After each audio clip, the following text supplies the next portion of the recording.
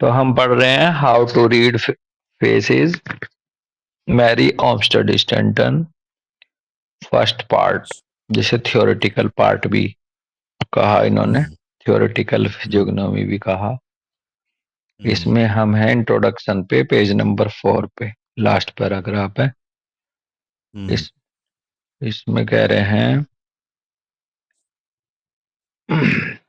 कि this description truthfully and beautifully shows the progress of scientific research. Hmm The system which this work presents to the reader has advanced to the third stage of progression.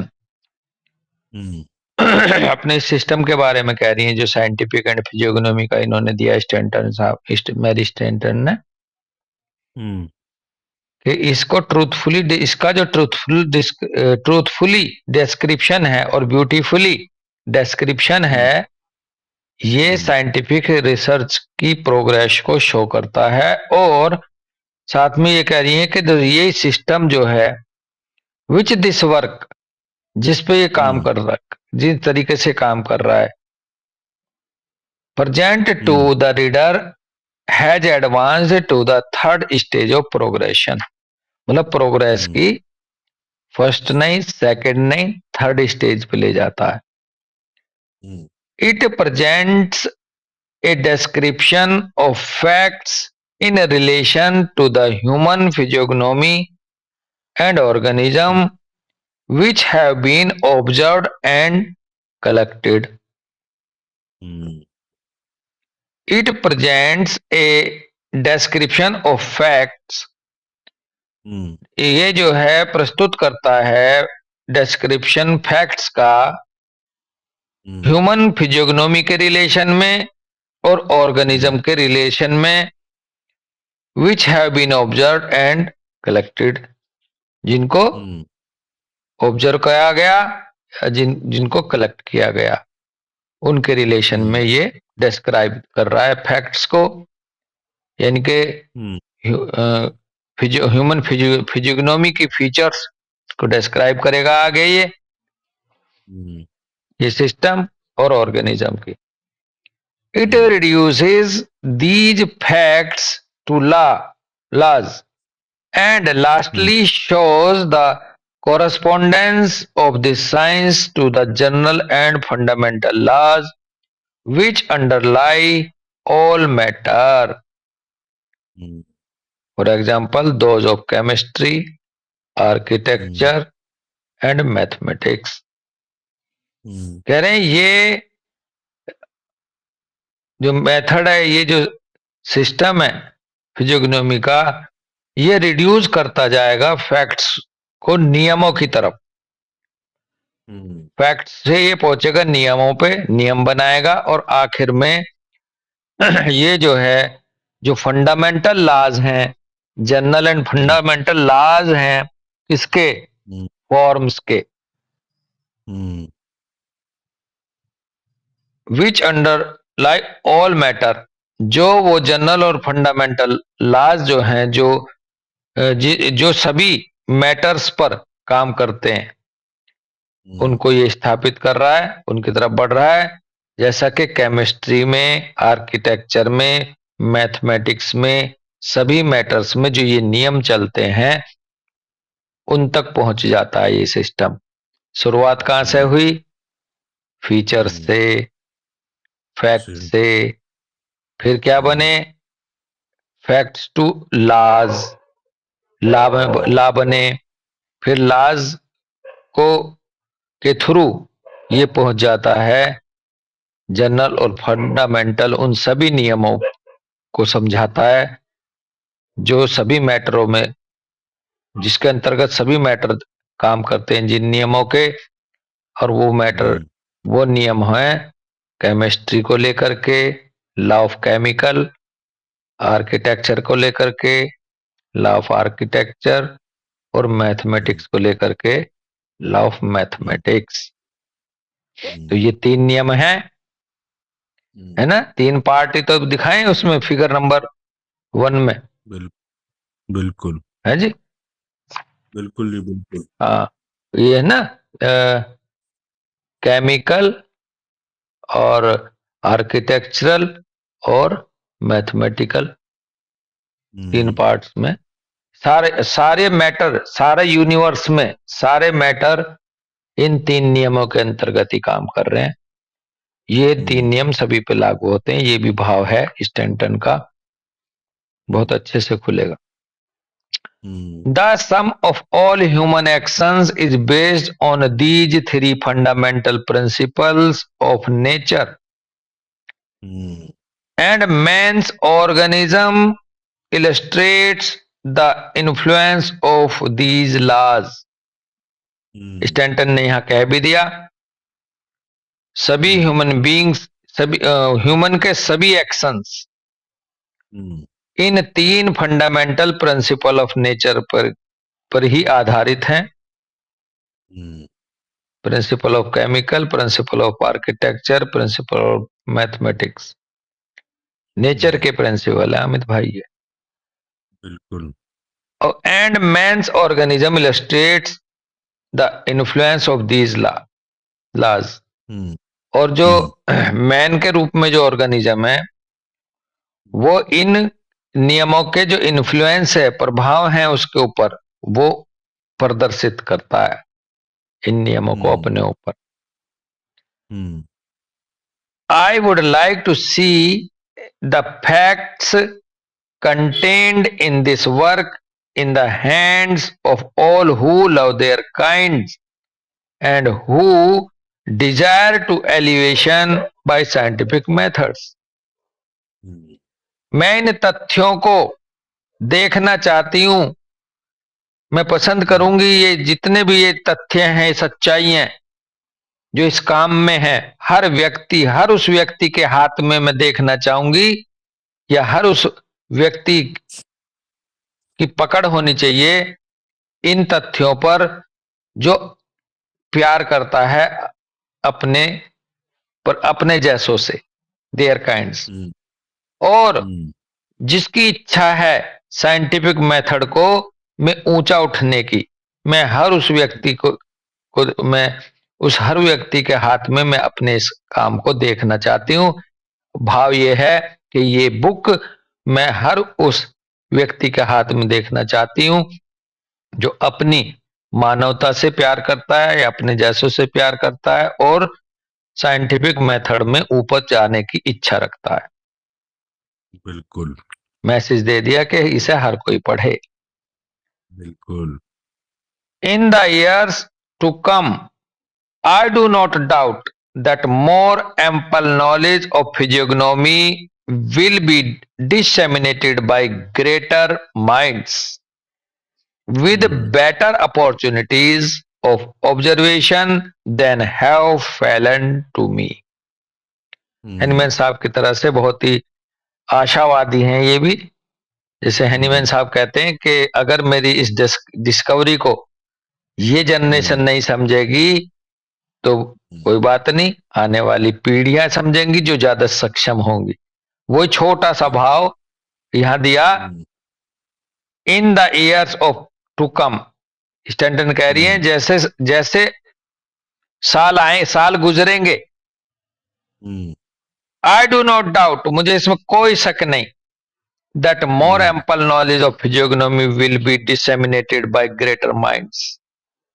ये जो हम्म फिजियोग्नोमी की knowledge है ये और ज्यादा फैलेगी, हम्म और ज्यादा इसका विस्तार होगा ग्रेटर माइंड्स के द्वारा, हम्म with better opportunities of observation than have fallen to me। और हम्म जो मुझे मिली है बेटर अपॉर्चुनिटीज, उनसे भी अच्छी अपॉर्चुनिटी मिलेगी हम्म लोगों के लिए हम्म इस सब्जेक्ट को लेकर। बहुत बढ़िया। It would seem a very appropriate time for spreading the knowledge of man now that so much is known of his environment, and while so many hitherto unknown applications of the forces and substances of nature are coming daily to light, which are immediately connected with this welfare, earnest and religious regard for the advance of mankind to grander heights of purity and nobility of life, added to the belief that nothing short of knowledge of scientific laws and their application can regenerate the human race, has impelled the writing of these ideas. Stanton कह रही हैं कि it would seem a very appropriate time for spreading the knowledge of man. Hahnemann साहब ने कहा था ना, it is the high time, पहले फुटनोट में, it is the high time कि अब काम करो। ऐसे स्टैंटन कह रही हैं कि ऐसा प्रतीत होता है कि ये बहुत ही पर्याप्त समय है, बहुत ही उपयुक्त समय है इसको फैलाने का, इस नॉलेज को इंसान तक, बिल्कुल, नॉलेज ऑफ मैन को स्प्रेड करने का ये बहुत ही अप्रोप्रिएट टाइम है, ऐसा प्रतीत होता है मुझे। स्टैंटन कह रही है, now that so much is known of his environment, आज का जो व्यक्ति है अब वो और ज्यादा से ज्यादा जाने अपने एनवायरनमेंट के बारे में, and while so many hitherto unknown applications of the forces and substances of nature are coming daily to light which are immediately connected with his welfare. भाव दोनों ही हैं कि इसलिए ये उपयुक्त समय है कि आज वो ज्यादा से ज्यादा नॉलेज इकट्ठा करता जा रहा है अपने एनवायरनमेंट के बारे में, एंड वाइल सो मैनी इधर टू अननोन, और जबकि अब तक इसके एप्लीकेशंस के, फोर्सेस के, सब्सटेंस ऑफ नेचर के जो डेली लाइट में आ रहे हैं, नए नए खुलासे के रूप में आ रहे हैं, जो अब तक अननोन थे वो आ रहे हैं इंसान के सामने, which are immediately connected with his welfare, जो तत्काल प्रभाव से जुड़ जाते हैं उसके भलाई के लिए। बिल्कुल। तो चूंकि एनवायरनमेंट की नॉलेज गेन करता जा रहा है, तुरंत उसे अपने वेलफेयर के लिए जोड़ता जा रहा है। अगर छोटा सा एग्जांपल यहां ले लें हम सांसारिक रूप से, जब से मोबाइल का डिजिटल टेक्नोलॉजी जब से आई लाइट में, तो तुरंत वेलफेयर के लिए यूज कर लिया हमारे कंट्री ने। Digital money transfer, digital information, artificial intelligence, mobile का उपयोग कर लिया बैंकों में, बिल अपने डेली के काम करने में, कम्युनिकेशन में, बिल भरने में, परचेजिंग करने में, मार्केटिंग में, आज कर लिया ना इस नॉलेज को यूज। बिल्कुल बिल्कुल। उस ऐसे ही ऐसे ही इनका भाव यह है कि जब इसकी नॉलेज आपको पता चल जाएगी तो आप बेटर इंसान पैदा करने में बेटर सिलेक्शन ऑफ पेरेंट्स करने लगोगे। बिल्कुल सही बात है। आगे कह रही है, earnest and religious regard for the advance of mankind to grander heights of purity and nobility of life. बहुत ही अर्नेस्ट का मतलब बहुत ही जरूरी, और religious regard for advance of mankind को एडवांस करने के क्रम में, एक ग्रैंडर हाइट तक ले जाने में प्योरिटी की और नोबिलिटी की उसके जीवन में मैनकाइंड के, ये बहुत ही अर्नेस्ट और रिलीजियस रिगार्ड है इसका। ये ऐसा नहीं कि इसको हल्के में लो, बहुत ही जरूरी है। Added to the belief that nothing short of knowledge of scientific laws and their application can regenerate the human race. ये जान लें कि इसमें कुछ भी कम, nothing short of knowledge of scientific laws, ऊपर कह रहे हैं अगर आपको प्योरिटी पे ले जाना है, नोबिलिटी ऑफ लाइफ की तरफ ले जाना है, तो आपको जोड़ना ही होगा इस विश्वास को कि कुछ nothing short of the knowledge of scientific laws and their application can regenerate.